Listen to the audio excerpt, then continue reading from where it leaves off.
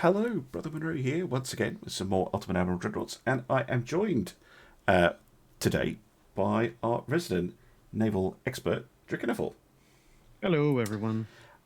What are we going to be taking a look at today? You probably recognise the ship, those of you watching, but we're going to take a look at KG5.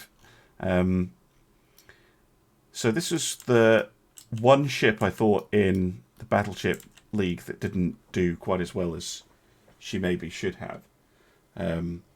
So we were going to take a look at some of the design evolutions, I suppose, of KG5 and how she turned out. So this ship is a copy of the one in the Battleship League, but the armament of AX quad 14s with the B turret with the twin 14 wasn't the original idea. What was the original kind of layout that they started off with when they started thinking about KG5?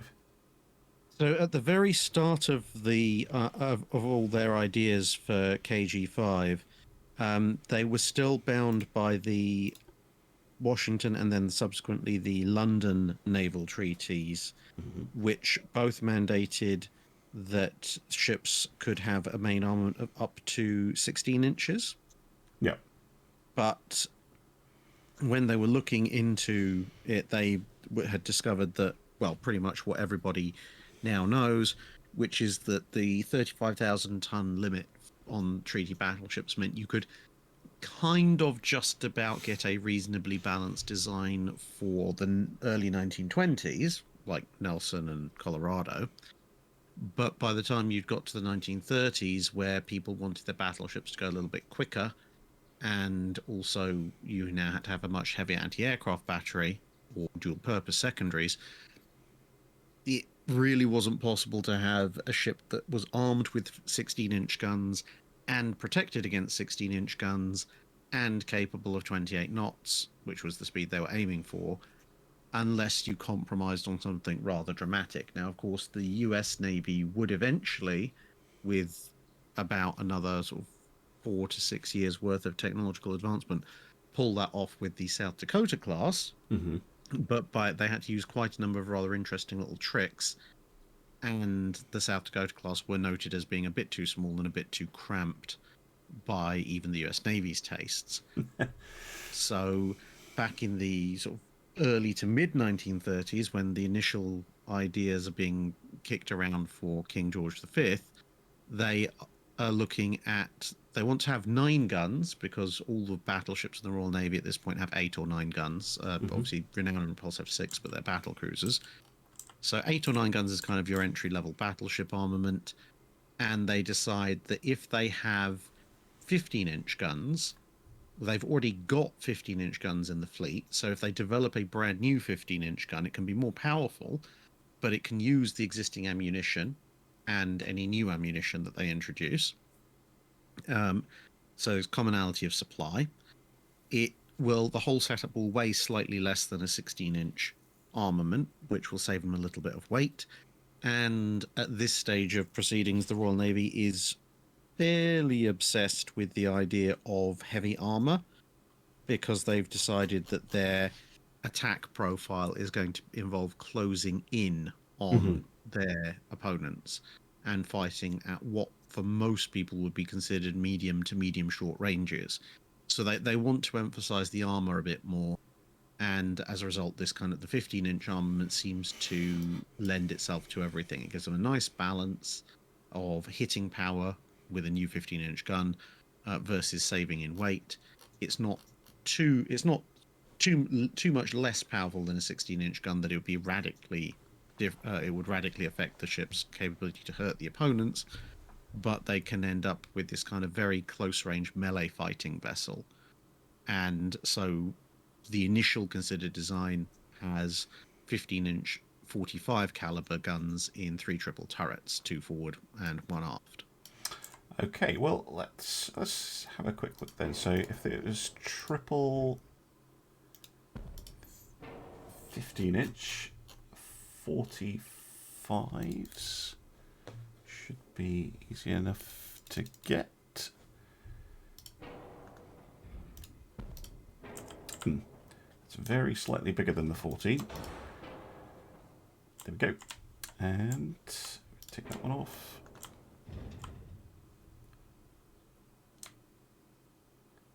Try and get it slightly balanced. Something like that, perhaps? Yeah. Would that look about... those are some right. monstrously large turrets. They are huge, yeah.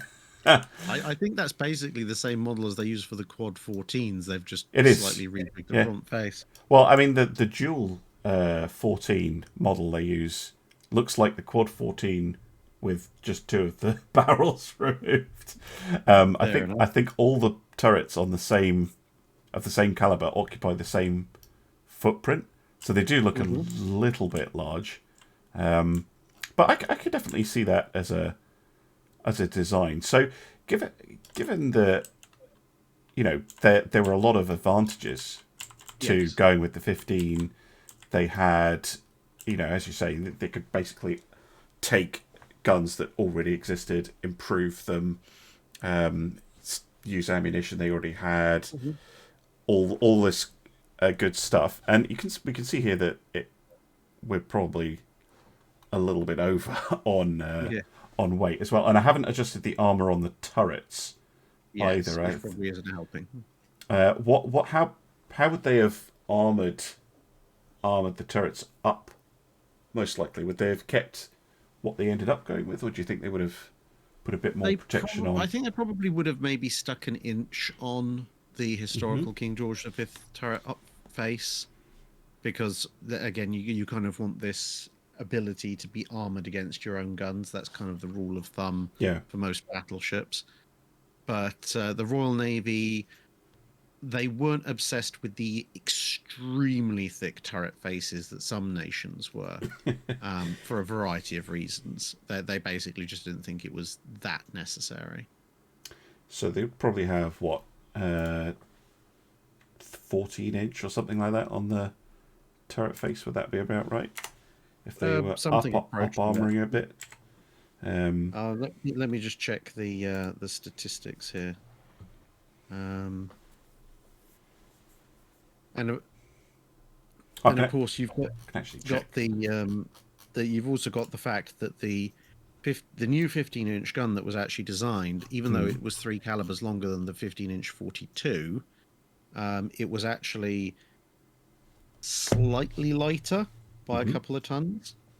Which the other advantage that it offered was that because the Royal Navy was considering modernizing the Hood, Renowned, Repulse, and the Queen Elizabeths, it would mean that in theory, if they wanted to, they could just stick the new 15-inch guns. If they manufactured enough of them, they could just, near enough as makes a difference, lift them out and put them in the existing older ships' turrets. Oh, right. Yeah, that makes sense. Because, if they developed, say, an improved 15-inch, they could then... I mean, pretty much all of the Royal Navy capital ships, apart from Rodney and Nelson, were using them. I just looked up the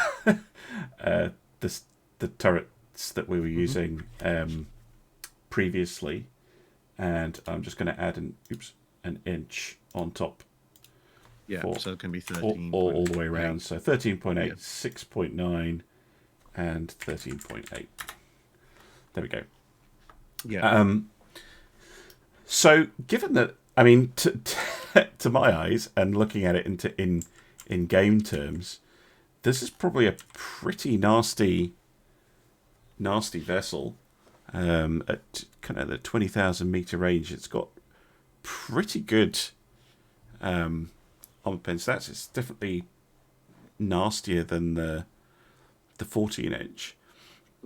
So given that and the kind of operational advantages, why was it that they dismissed this idea of using the 15-inch?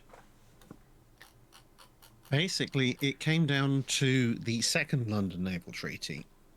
The Second London Naval Treaty hadn't yet been fully... Excuse me.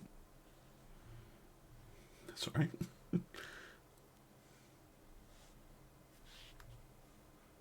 There we go. Start that again. That's So fine. it basically comes down to the Second London Naval Treaty, which hadn't yet been negotiated, but the political arm of the British government was very keen on further reducing naval expenditure. Mm-hmm. And although they'd made some attempts to suggest that maybe capital ship displacement and gun size should be reduced with the First London Treaty, that hadn't got anywhere. For the Second London Treaty, they actually wanted to both reduce the displacement, the maximum displacement of battleships, and also even reduce the gun caliber down to 12 inches if they could. Wow, So okay. you're talking about something in like the high 20,000s of tons with 12-inch guns, which is effectively a reversion to second generation dreadnoughts of the late 1900s. Yeah. Needless to say, no one was particularly impressed with this. Most of the Royal Navy thought it was a dumb idea, but the upper echelons of the Royal Navy kind of, well, this is what the politicians have given us as our marching orders, so I guess we have to march with that. And some designs were prepared, but it became very, very quickly apparent that if you wanted 28 knots armor and a reasonable number of guns, especially if you're using 12-inch guns, you were going to be on a hiding to nothing very quickly. But the other problem was, of course, to get this written into the treaty, you had to have everybody else agree. More specifically, you had to have America and Japan agree. And although they didn't know it at the time, Japan was in the process of actually working out that it was just going to walk away from the treaty system entirely, so they didn't care what anybody else did. But the US Navy, whilst they were prepared to reduce the gun caliber slightly, they weren't prepared to really budge on displacement. So displacement stayed at 35,000 tons, and this was all kind of being sounded out before the official negotiations started. So at that point, the political side of things decided, okay, well, we can probably at least push for a reduction from 16-inch guns to 14-inch guns. And that's what actually happened with the treaty in the end, albeit that because Japan walked out and everybody else gradually stopped following it, so it didn't last very long. But in the run-up to the actual formal negotiations and signing, the British political establishment, and to a lesser extent the Admiralty, looked at things and went, well, if we are pressing everybody who probably doesn't want to drop down from 16 to 14 inch to do this, but we also simultaneously lay down a battleship that has been designed to accept 15-inch guns, we're going to look like a bunch of hypocrites. Yeah. So in order to encourage everybody to sign on to this 14-inch limit, they decided that they were going to also design their new capital ship to have 14-inch guns. Even though technically speaking, that part of the treaty hadn't been signed yet, so they weren't legally obligated to do so. And so the design went back pretty quickly. The 15-inch triple, although it's a really nice design, was only ever really an initial concept layout, and then it went into a ton of revisions that used various combinations of 14-inch gun, with the final design that was arrived at being a ship that had four guns per turret and 3 turrets, so 3 quadruple 14-inch.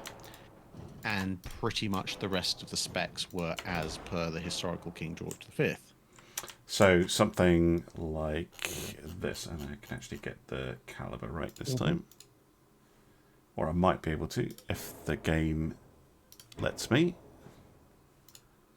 There we go. Right, so they were 45 caliber. Yeah.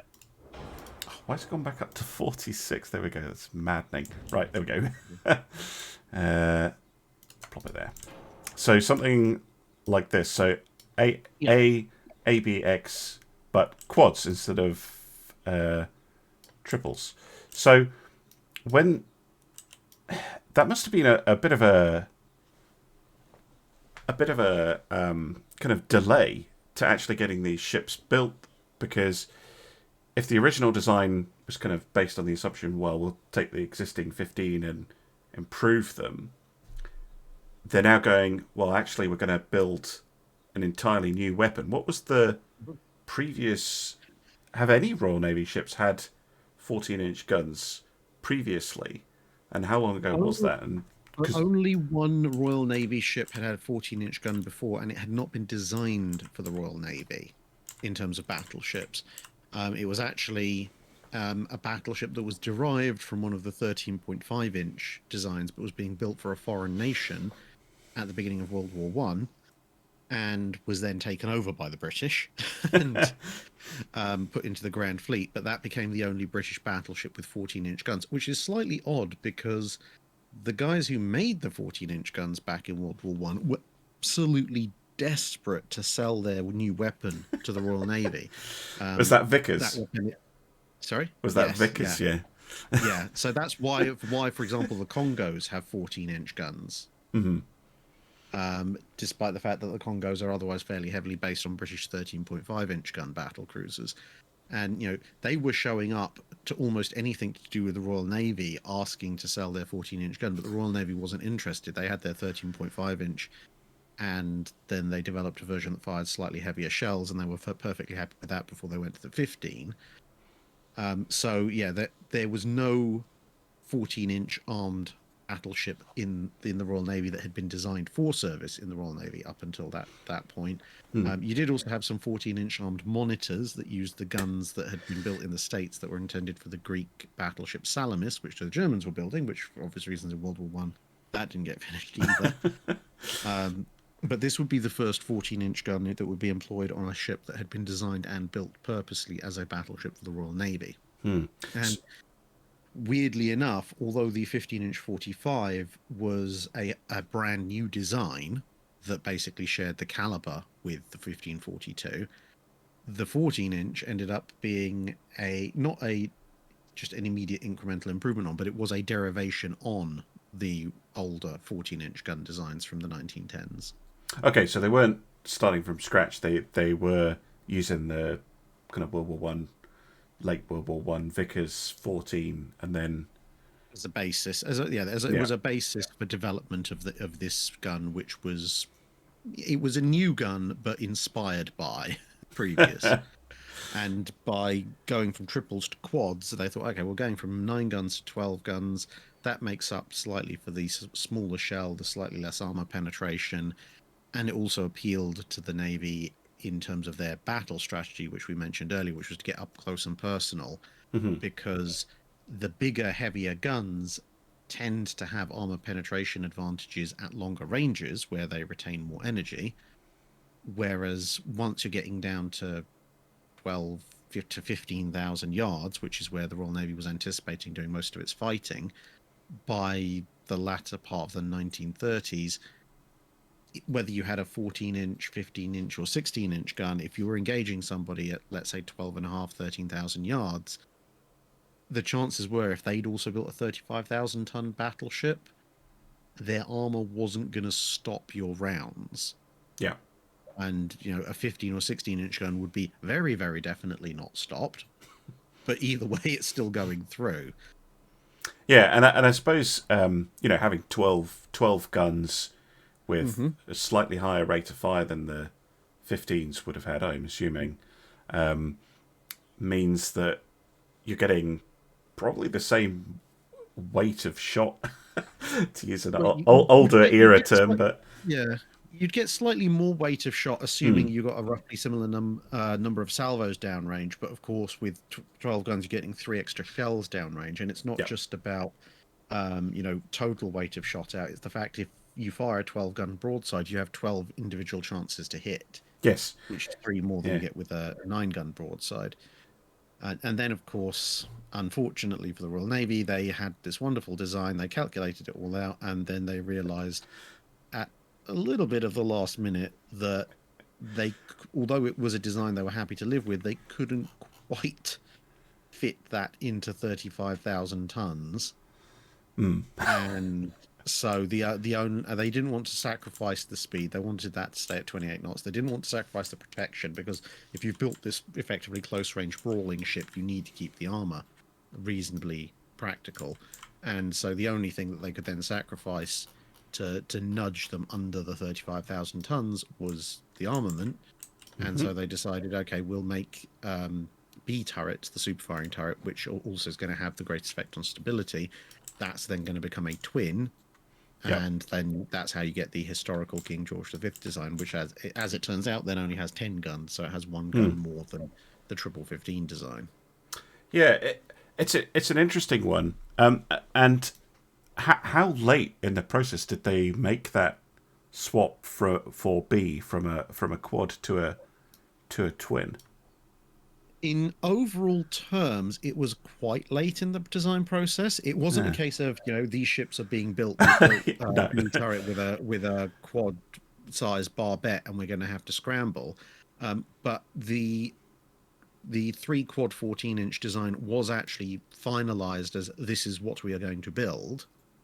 And then it was at the very, very last hurdle, when everybody's adding up the various displacement characteristics and the weight of the various components, that they're suddenly going, it's a few hundred tons over. Well, this is yeah. and the ironic thing, of course, is that virtually everybody else was, apart from the US, was cheating in some way, shape, or form. I mean, the Germans, the Italians, and the Japanese flat out ignoring the restrictions. The French had seen the writing on the wall with the Second London Naval Treaty and decided they didn't really want anything to do with it, and they'd gone ahead with the Richelieus with 15-inch guns anyway. So realistically, if the Royal Navy had turned around and said, actually, no, we're just going to keep our 12 guns and we're just going to lie on the paperwork slightly and say they're 300-400 tons lighter than they actually are, it would have been like the least egregious of the treaty breaches that anybody pulled off. I wonder how much so in the game, it's estimating the actual design as 39,358. Yeah, because we think this is probably designed. We think the Ultimate Admiral Dreadnoughts is probably designing for full or deep load rather than standard. And the quad is almost exactly 1,000 tons more. So not far off kind of what the designers had to worry about. No, because the weight of the guns is, I mean, it's not negligible, but it's not huge. And adding a couple of additional 14-inch guns to a design only really costs you, 150 to 200 tons of weight for the actual guns. Yeah. The problem is you then also have to include another 2 gun loads worth of shells and propellant, 2 more hoists. Your barbette has to be somewhat bigger to fit the turret, which obviously the barbette is armored, so that's going to weigh more, and the turret has to be larger as well. Although we're not simulating the barbette because we're using the exact same barbette on both because of the model that Ultimate Admiral uses. Yes. So that would probably explain a bit of the discrepancy, because they will have been able to shave a bit more off by using a smaller barbette for the twin. But yeah, it's fascinating how that kind of evolved. And was there any kind of pushback on using quadruple turrets? Because they were a first as well for the Royal Navy. They weren't unique to the Royal Navy, but that was a new kind of innovation with this class of ship, wasn't it? Yeah, well, I mean, it put the Royal Navy on a bit of a steep learning curve, because if you think about it, the Royal Navy up until, well, even with Hood, had always been twin turrets. Nelson and Rodney were the only capital ships in the Royal Navy that had triples. And if they'd gone with the original triple 15, then they would have been continuing that, so they could have learned some lessons from there. But they'd gone in 3 classes. They'd gone from twins to triples to quads. Whereas, the French they put quads on Richelieu, but they had experience with modern quad turret design with the Dunkirks, and the Dunkirks had built on the quad turret work that they'd done for the Normandies and the Leons back in World War One. And then you look at the US Navy. The US Navy had started off with triple turrets with the Nevadas and never really looked back. So they had a bit of experience with that. The Germans had been obviously kicked to the curb by the end of World War One, so they weren't allowed to design anything new, so they're kind of a little bit of an irrelevance there. The only other people who basically jump up in complexity following the First World War are the Japanese, because of course the Nagatos are still twins with twin 16s, and although a lot of the interwar Japanese designs are still looking at twins, when they build the Yamatos they settle on triples.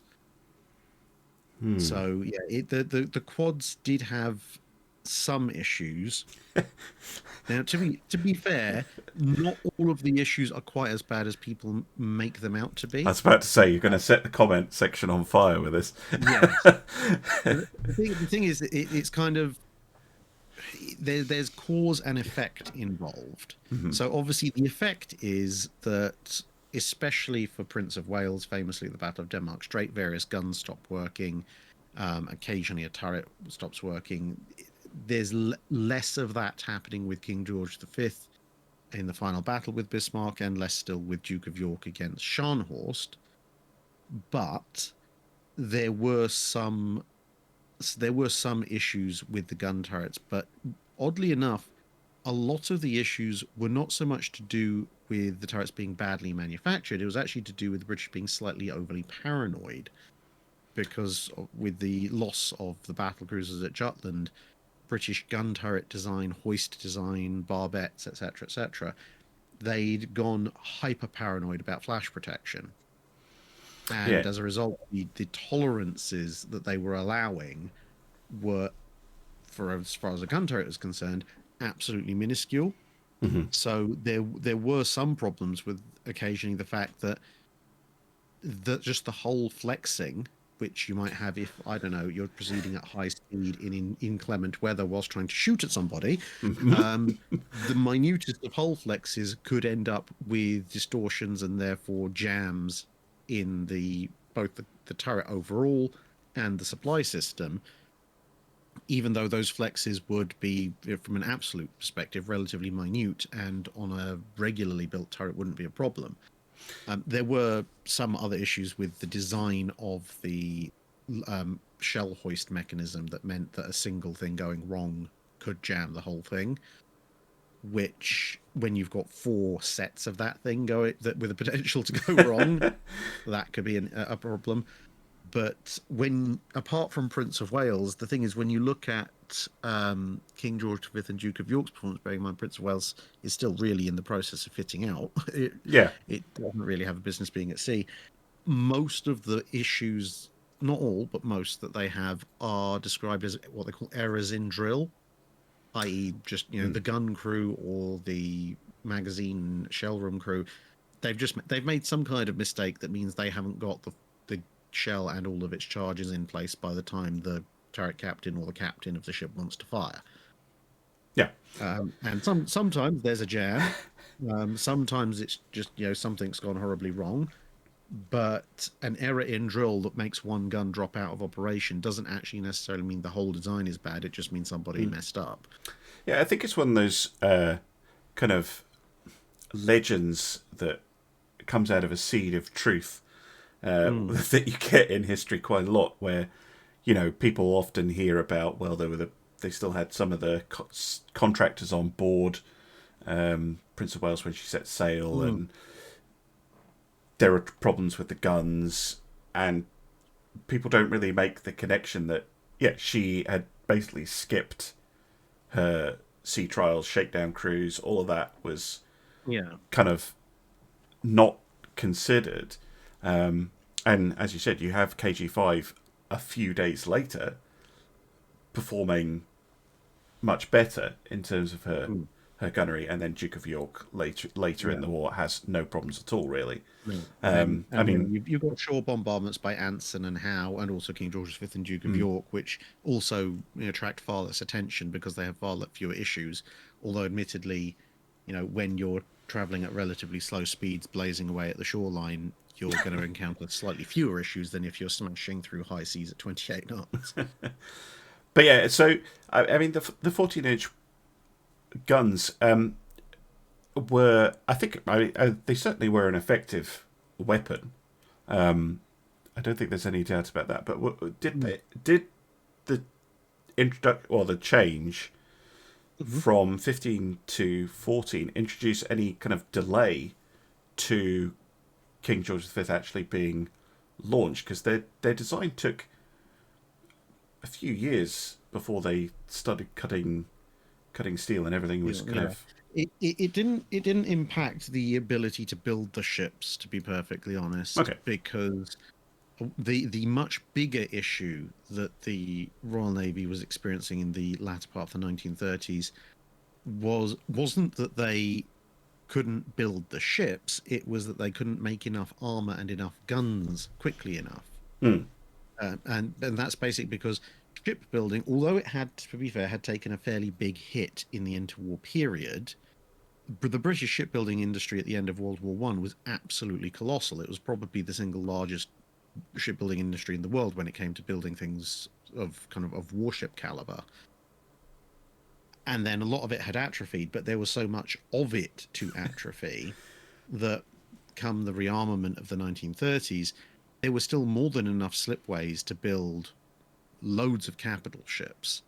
And obviously to a certain extent that has to be in the 1930s, that's split with carrier production as well. But there were still more than enough slipways to put a lot more ships on, ship keel laying ceremonies going on and so forth. The problem was that whilst that industry had been kept alive partly by new builds for the military, partly by large new builds for the civilian market, and partly by refitting for both markets, when it comes to guns and armor, especially large caliber naval guns and foot plus thick slabs of steel for battleship armor, those are very niche industries. There aren't many ocean liners that need 14-inch armor slabs or 16-inch guns. And with the battleship building moratorium, those industries had really taken a hit. Yeah. So the days when the Royal Navy could lay down 4, 6, or even 8 capital ships a year, with each ship needing 10 guns in some cases, with the late 1900s, and the British industry being able to easily churn all of that out, all the armor, all the guns, plus armor and guns for foreign built orders, those days were long gone. And they actually calculated they could make enough armor and enough guns and turrets for 2 battleships a year, which is how the King George V were laid down. King George V and Prince of Wales were laid down for 1 year. Then you had then it was, in theory, it was going to be, I can't remember the order, there was going to be 2, 2, and 1, or 2, 1, 2, or 1, 2, 2, whichever way. I think it was 2, 2, 1. And then the Lions were going to be done 2, 2, 2, because they're going to build 6 of them. Yeah. But then they invested quite heavily. And now, obviously, it takes a while to bring those niche industries up to speed. Yeah. Yeah, that makes complete sense. By the end of the 1930s, they'd managed to upgrade the British armor construction industry to the point they could build 3 capital ships a year, in terms of building the hulls and putting armor on them. But they still weren't quite in the position of being able to build ships with 3 capital ships a year with all their guns, which is one of the reasons why Vanguard recycles the old 15-inch guns, and subsequent follow-ons to Vanguard would have been using the 15-inch guns off of the R class as they were decommissioned.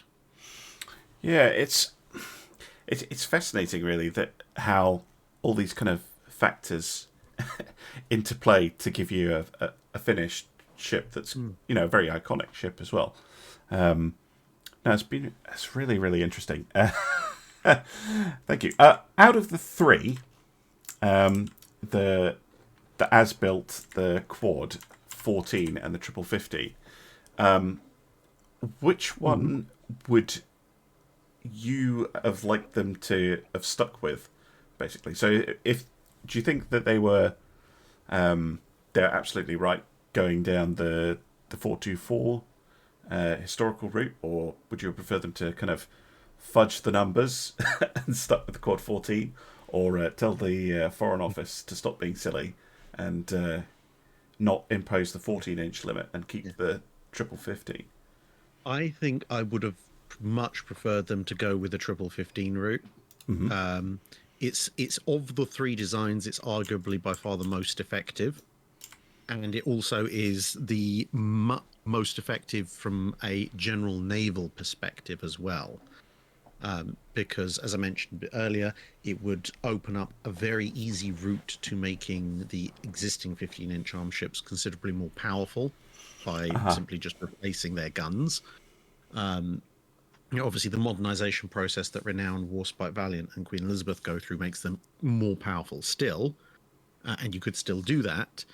But there were a number of issues with Malaya and Barham, and even to a certain extent Repulse and Hood, although Hood did have a higher elevation built into her turrets, and of course the R-class. There were all sorts of, on the edge issues about these relatively speaking unupgraded ships and whether they'd be powerful enough. And there wasn't the money to bring them all in and fully modernize them as quickly as they'd like. But they could have, especially considering that you're talking about very early stages of the 1930s, sort of 33, 34, if they'd just gone, just start building 15-inch 45s, then, and don't stop, then it would have been a fairly simple, not incredibly easy, but fairly simple process to just completely refit the fleet with brand new 15-inch guns, which would have significantly increased the lethality of the Royal Navy overall. Yeah, because they had innovations like the superchargers and things like that for them, and things that did come kind of later on. But I would probably agree as well that simply from the point of view of having pretty much all your capital ships, apart from Rodney and Nelson, using the same shells, even from a logistics point of view. Exactly. Instead of having 3 types of shell in the fleet, you only have 2. Yeah. And, there's a small number of the ships that need the 16-inch shells. Much easier to have them, just deal with supply and things like that. No, very, very interesting. Very interesting. Well, I will be testing out the 3 types. And we can see how they kind of are not against each other, sadly, because the game doesn't let you do that. But I will test them out against a suitable opponent or range of opponents and see kind of which one is perhaps the best according to the game.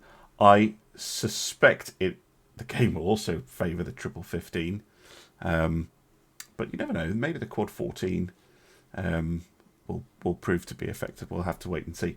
But thank you very, very much for taking us through all the different kind of ins and outs of the King George V layouts and what was kind of considered. And I'll get back on the channel very soon. Awesome. Thank you. Thank you. Bye for now.